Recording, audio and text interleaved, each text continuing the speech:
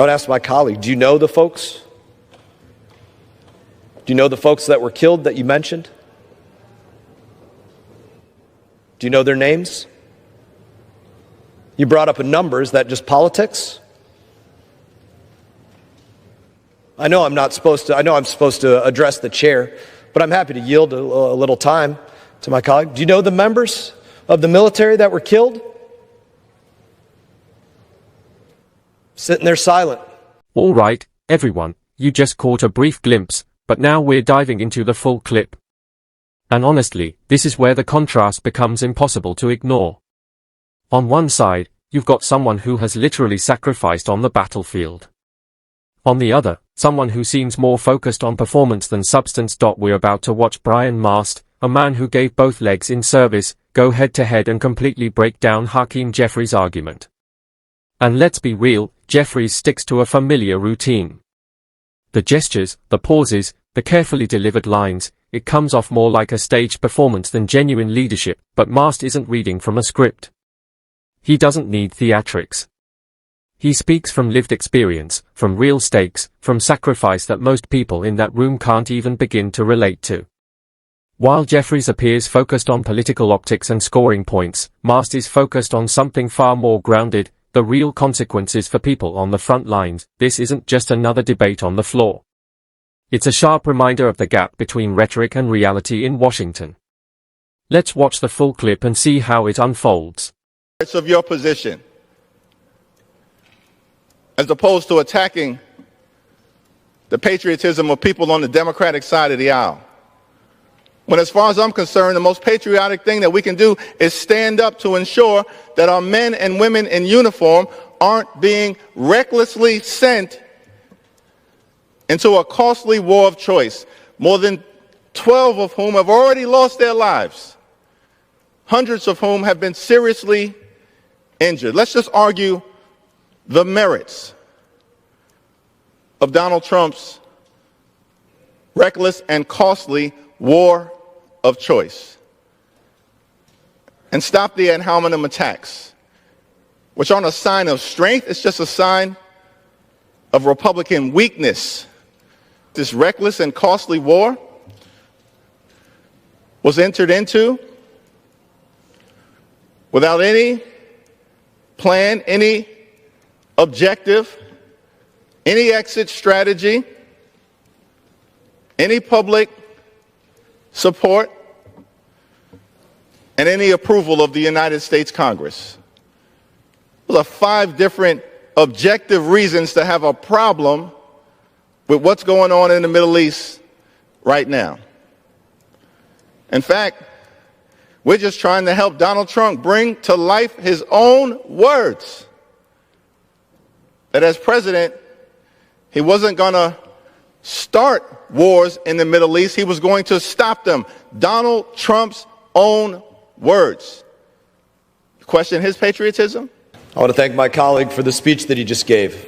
Probably the most hypocritical speech that anybody could give. But I'm glad he gave it because the truth is I'm well prepared to answer for this. So let's talk about engagements against Iran. What's going on? This is not the first time that this happened. Joe Biden was engaged against Iran. Why?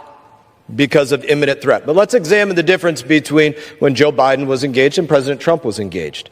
When Joe Biden engaged is because the Houthis, a direct arm of Iran, was attacking the United States of America, ships, merchant marine vessels, doing what they've been doing for decades, picking a fight.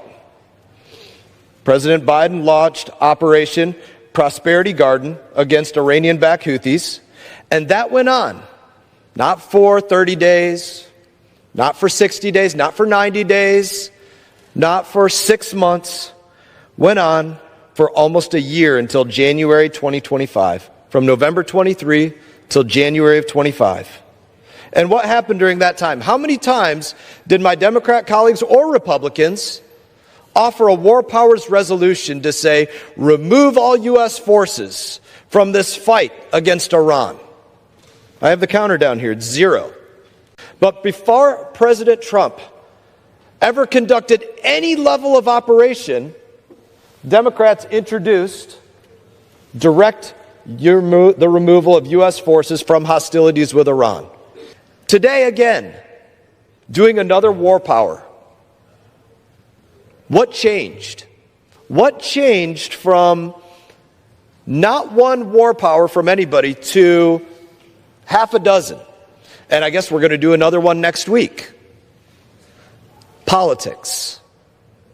Everything that my colleague just talked about, his hypocritical remarks about we need to do these things, it's all politics. My Democrat colleagues are not paying attention to national security at all. They refuse to acknowledge the imminent threat that Iran has been, them killing our service members, them attacking us in place after place. They don't acknowledge it. When Joe Biden was responding to merchant marine vessels being attacked, it was okay. No war power needed. Went on for about a year.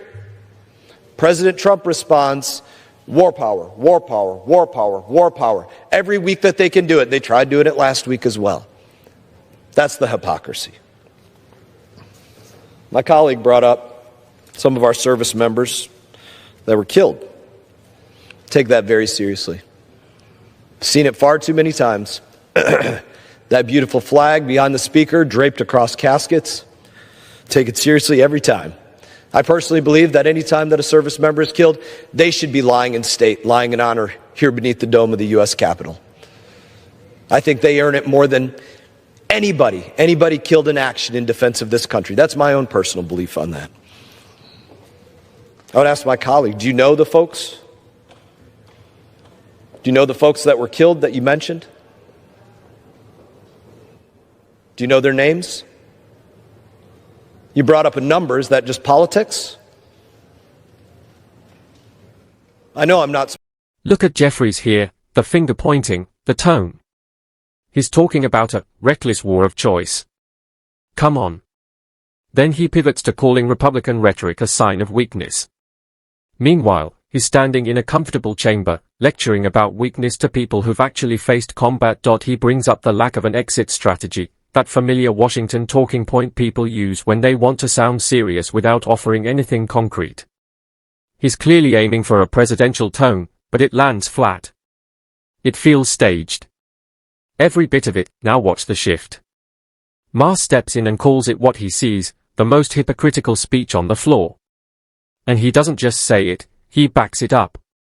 He lays out a timeline, points to specific actions, and contrasts what's being said now with what was said, or not said, before. While Jeffries is circling around broad arguments, Mast is grounding his points in specifics. Then comes the moment that changes the energy in the room. Mast brings up the reality behind the numbers, the flag-draped caskets. You can hear the weight in it.